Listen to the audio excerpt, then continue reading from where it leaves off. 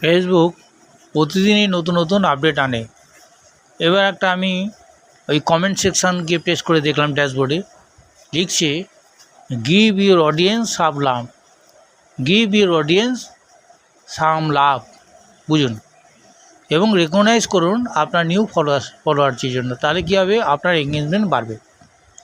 অর্থাৎ এত অপশান, এত সুযোগ সুবিধা আপনাকে দিয়ে দেয় যাতে আপনারা ফেসবুকে কাজ ছেড়ে না যান।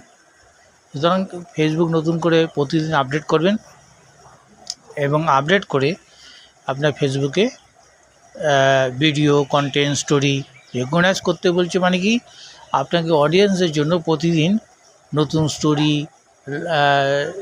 রিল, তারপরে পোস্ট আপনাকে আপলোড করতে হবে, সেটাই বলছি।